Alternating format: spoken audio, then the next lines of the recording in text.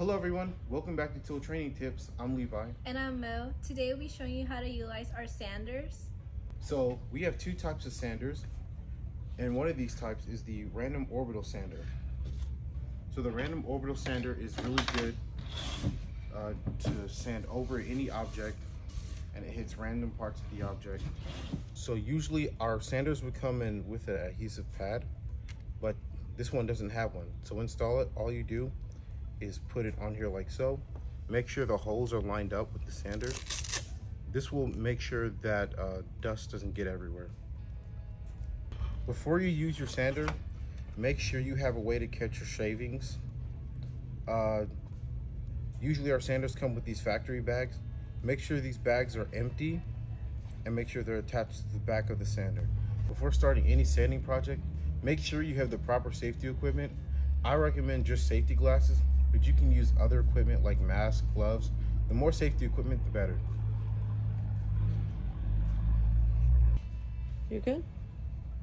So a very cool sanding tip that I picked up, if you draw squiggly lines over any sanding place and you sand over those lines, it lets you know where you sanded.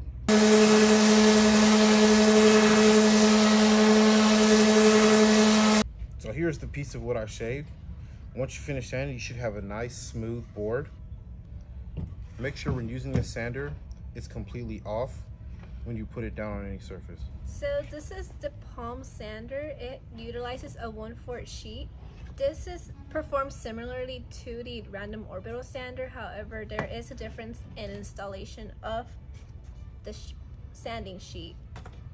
So this one has these little gray clips that you need to pull up and then move aside, and it has it on both sides. So you grab your sheet, it has to be 1/4, and you insert it on one side,